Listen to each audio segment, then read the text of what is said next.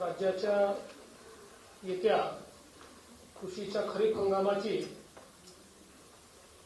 हंगामपूर्व तयारीची बैठक आपण घेतली।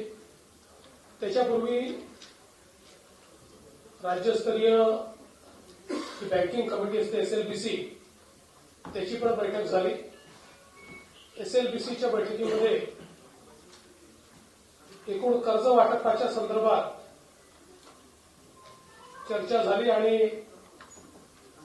जास्तीत जास्त शेतकऱ्यांना कर्ज कसं मिळू शकेल या संदर्भात सगळी त्या ठिकाणी तजवीज करण्यात आली। विशेषतः असं लक्षात आलं की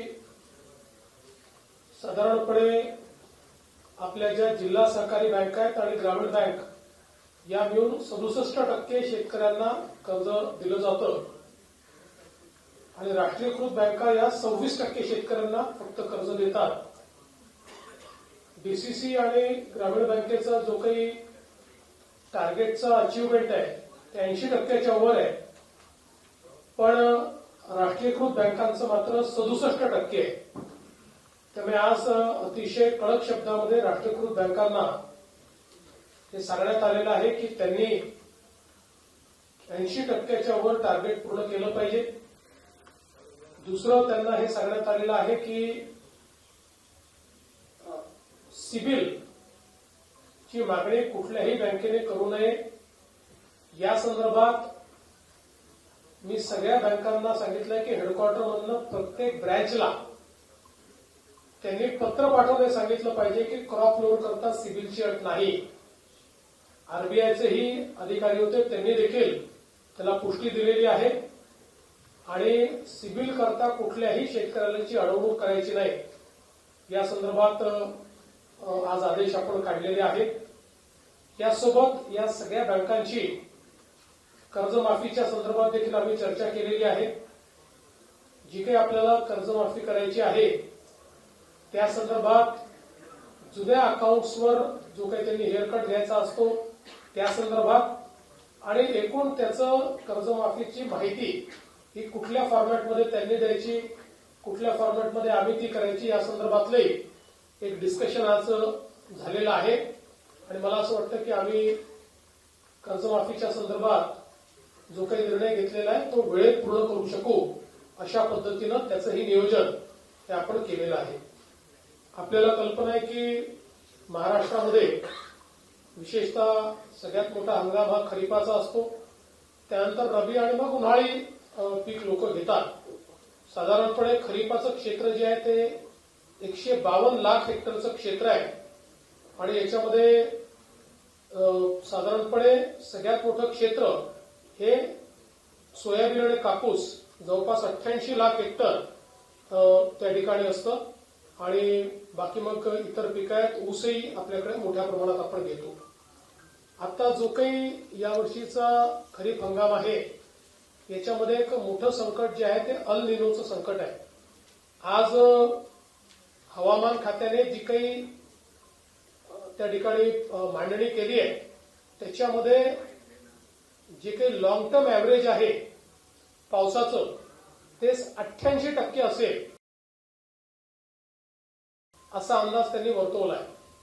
पण हे 88% असलं तरी वेगवेगळ्या भागात वेगवेगळ्या पद्धतीचं ते असेल आणि विशेषतः पश्चिम विदर्भ आणि मराठवाडा आणि उत्तर महाराष्ट्राचा काही भाग यामध्ये त्याची तीव्रता अधिक जास्त असण्याची शक्यता आहे।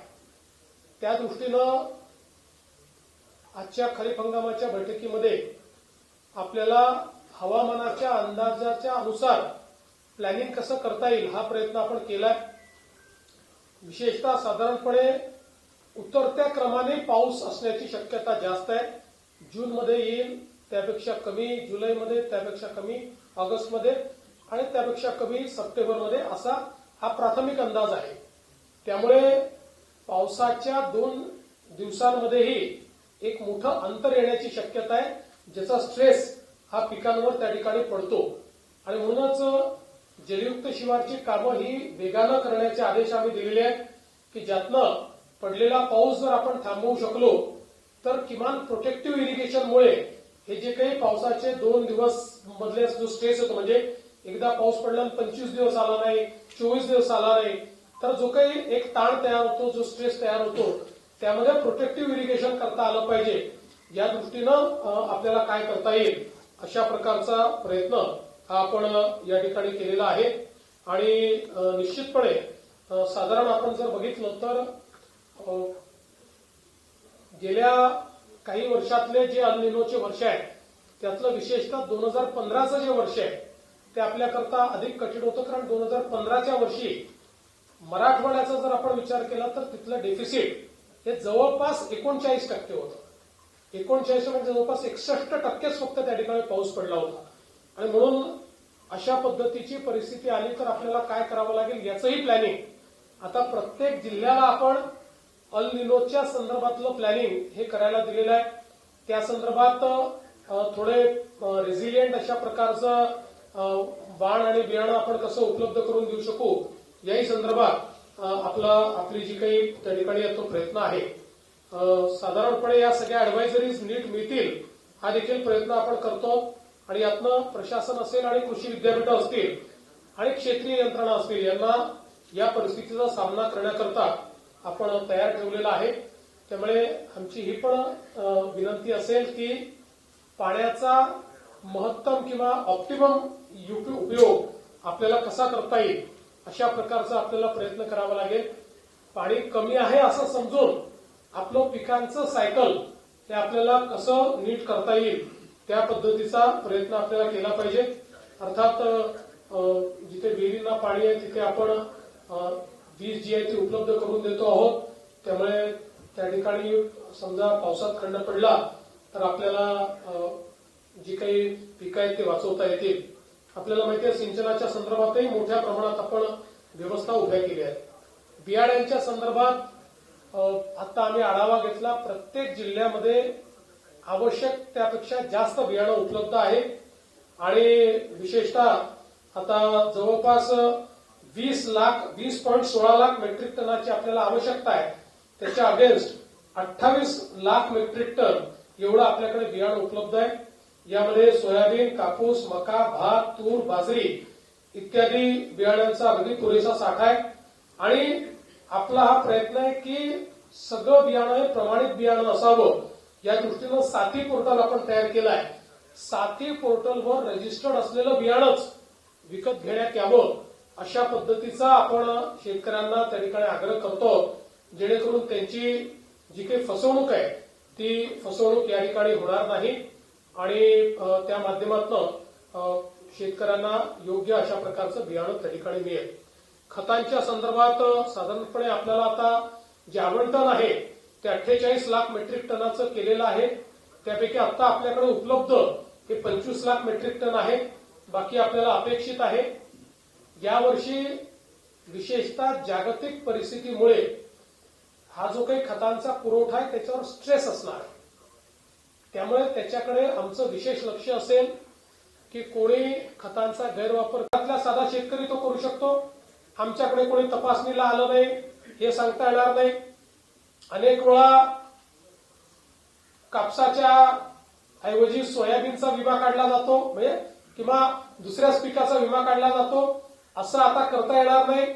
तर याच्यामध्ये कंप्लीट आणि बॅकएंडला आपले जेवढे अॅग्री रेकॉर्ड्स आहेत हे सगळे रेकॉर्ड्स याच्यामध्ये असल्यामुळे एखाद्या व्यक्तीने या ठिकाणी डीसीएसचा उपयोग केला की त्याच्या शेतीच्या माहितीसहित क्रॉपच्या माहितीसहित सगळी माहिती ही आपल्या जसं आपण 7/12 नोंद करतो तशी डिजिटल नोंद ही त्याची कंप्लीट त्या ठिकाणी होईल.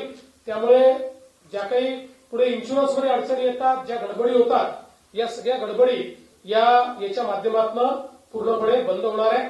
आणि जिथे काही ठिकाणं डोंगराळ भाग आहे त्या ठिकाणी कनेक्टिव्हिटी नसते तिथे त्यांनी फोटो काढून नंतर कनेक्टिव्हिटीमध्ये येऊन जरी अपलोड केलं तरी ते अपलोड होणार आहे. आणि जणू काही त्यांनी तिथेच अपलोड केलं अशा पद्धतीनं ते अपलोड होणार आहे. हे देखील आपण लॉन्च केलेलं आहे. दुसरं सेंट्रल बँक डिजिटल करन्सी आपण आज या ठिकाणी केलेली आहे. सीबीडीसी म्हणजे सेंट्रल बँक डिजिटल करन्सी म्हणजे आता शेतकऱ्याला त्याला जर एखाद्या योजनेचे जे पैसे आहेत ते त्याच्या वॅलेटमध्ये जातील आणि अप्रूव्ड वेंडर जो आहे त्यांनी जर ती गोष्ट विकत घेतली तर अप्रूव्ड वेंडरला त्याच्या वॅलेटमधनं ते पैसे मिळतील. त्यांनी जर घेतले नाही तर ते पैसे परत येतील. अशा पद्धतीनं डीबीटीच्या पुढच्या म्हणजे डिजिटल करन्सीवर आता आपण गेलेलो आहोत. त्याचं पण आज लॉन्च आपण केलेलं आहे. आणि याच्यामध्ये एक अजून महत्वाची गोष्ट आहे, अलीकडच्या काळामध्ये आपण जे काही एक्सपोर्ट करतो त्या एक्सपोर्टमध्ये अनेक वेळा कंटेनर याकरता परत येतात की जो काही माल आहे त्याची ट्रेसेबिलिटी नसते. त्यामुळे आता आपण blueprint for traceability in crops and fruits याचा लॉन्च केलेला आहे.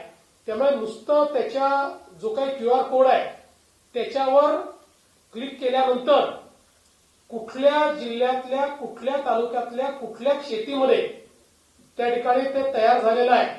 आंबा असेल तर कुठे तयार झालाय, कुठे त्याचं झाड आहे इथपासनं तर पलीकडच्या काळामध्ये त्यात काय काय वापरलेलं आहे इथपर्यंतचं सगळं सर्टिफिकेशन हे त्या डिजिटल ट्रेसेबिलिटीमध्ये उपलब्ध असेल.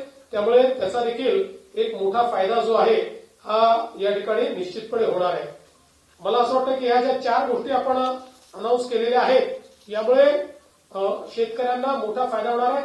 तिसरं 5वं अॅग्रीस्टॅक आपण जे तयार केलेलं आहे, आता सगळ्या योजना या अॅग्रीस्टॅकला आपण त्या ठिकाणी जोडलेल्या असल्यामुळे योजनांचा गैरफायदा कोणाला घेता येणार नाही आणि त्या माध्यमातून सगळ्या शेतकऱ्यांपर्यंत आपण त्याचा फायदा हा निश्चितपणे पोहोचवू शकू.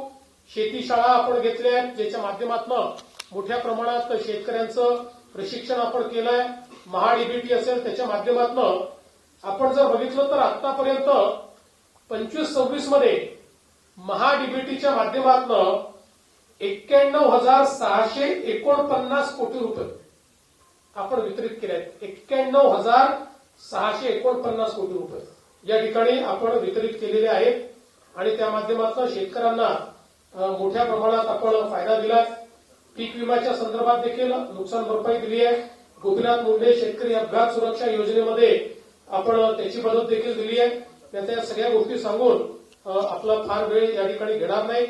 सेंद्रिय आणि नैसर्गिक शेती करता आपण मिशन सुरू केलंय, त्यामध्ये देखील मोठ्या प्रमाणात आपल्याला फायदा मिळतोय.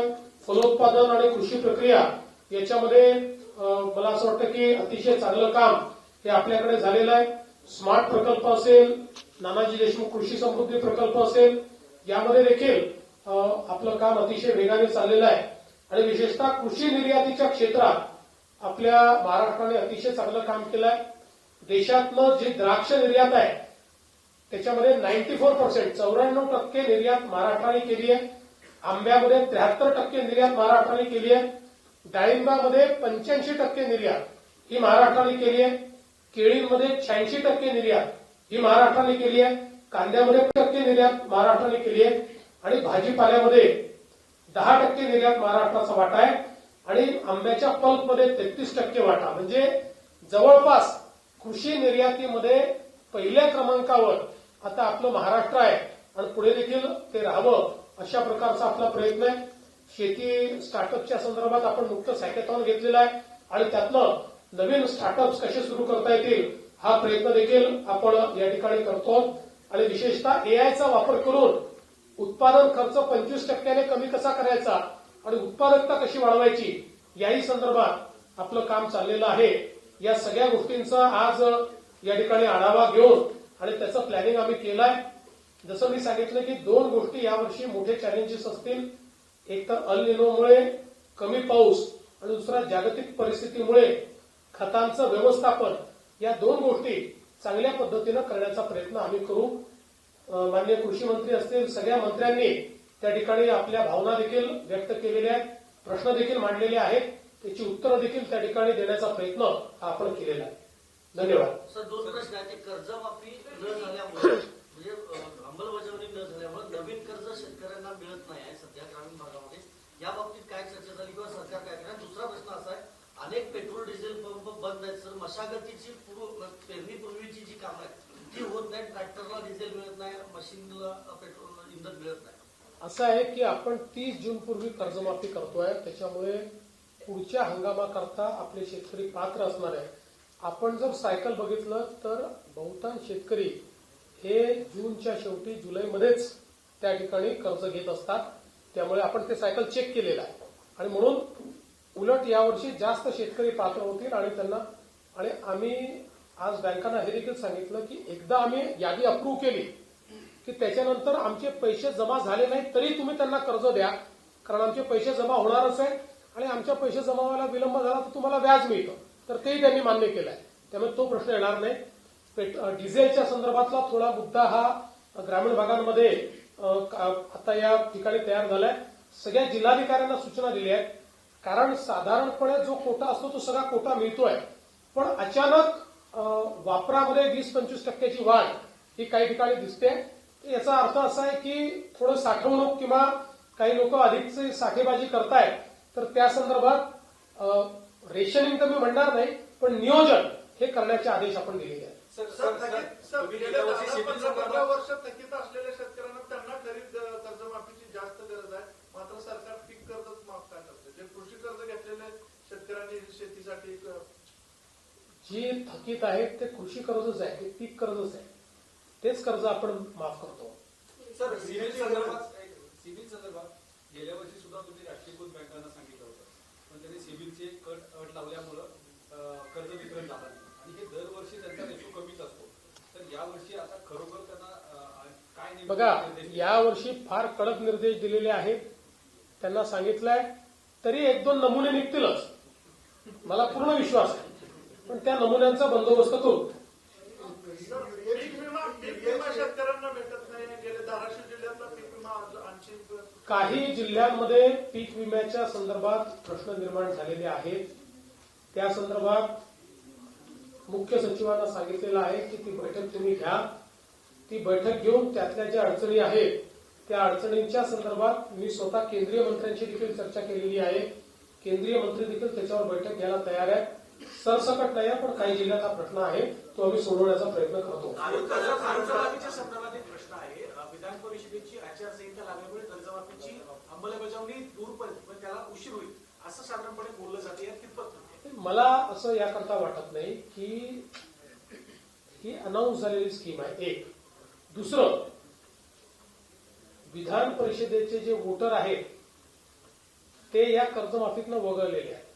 महानगरपालिका सदस्य, जिल्हा परिषद सदस्य हे त्या कर्जमाफीत नाहीच आहेत.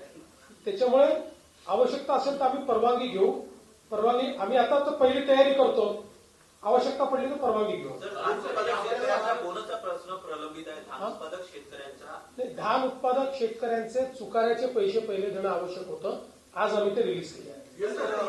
आता जो या उल्लेख केला की अनुदानित खतांबरोबर विनाअनुदानित खतांची विक्री सक्ती काही उत्पादकांनी कारभार सुरू केले, मात्र आता या काळामध्ये त्याची विक्री मोठ्या प्रमाणात होऊ शकते, तर त्यासाठी शेतकऱ्यांना नाही, आमचं आव्हानच आहे की त्याची तुम्ही तक्रार करा, आम्ही त्यांचा परवाना रद्द करू. वांद्रे इथे जी काल घटना घडलेली आहे, वांद्रे इथे अतिक्रमण वांद्रे ईस्ट म्हणतात तिथे काय झालंय आणि आपण शेतीवरनं मुंबईवर आलेलो आहोत, परंतु असं आहे की त्या ठिकाणी रितसर अतिक्रमण काढण्याची जी काही कारवाई चालली होती त्याच्यामध्ये काही लोकांनी पोलिसांवर दगडफेक केली. दगडफेक करणाऱ्यांवर पोलिसांनी लाठीचार्ज केला. सगळे नियंत्रणात आले. जे दगडफेक करणारे होते त्यांना अरेस्ट केलं. राज्याला गरज असते एका खरीप हंगामात साधारण 16 लाख, तर राज्याकडे 5 ते 6 लाख सध्या युरियाची उपलब्धता आहे. तर ही खूप अडचणीची नाही, तुम्ही फार कमी सांगताय. आपल्याकडे 25 लाख टन आहे, त्याच्यात दुप्पट पाहिजे आपल्याला. पण मी तेच सांगितलं की आपल्याकडे आता जो स्टॉक आहे, उरलेला स्टॉक हा येत जातो. हा आपला बेस्ट स्टॉक आहे, म्हणजे याच्यामधला काही मागच्या वर्षीचा आहे जो कॅरी फॉरवर्ड झालेला आहे. आता या वर्षीचा स्टॉक येईल आपल्याला.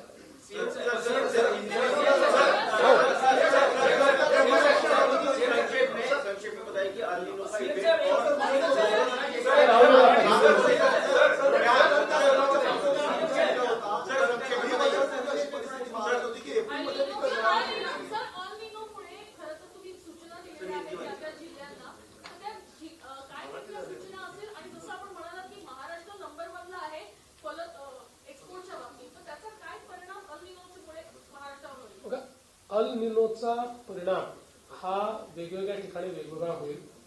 कारण जरी एकूण आपलं जे काही पाऊस आहे तो 88% दाखवला असला, म्हणजे 12% डेफिसिट जरी दाखवलं असलं तरी वेगवेगळ्या भागात ते डेफिसिट वेगवेगळं असेल. आणि अल निनोचा एक पॅटर्न नसतो. म्हणजे एकाच जिल्ह्यामध्ये काही भागातही पाऊस असू शकतो, काही भागात नसू शकतो. म्हणून साधारणपणे आपल्याला आता जो अंदाज येतोय त्यात अधिक काळजी ही पश्चिम विदर्भ आणि मराठवाडा इथे घेण्याची आवश्यकता आहे, ती आपण घेतो.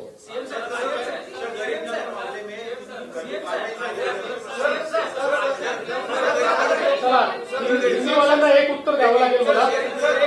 देखो, जो बांद्रा पूर्व में जो कार्रवाई चल रही है उसमें अतिक्रमण निकालने का कार्य चल रहा है.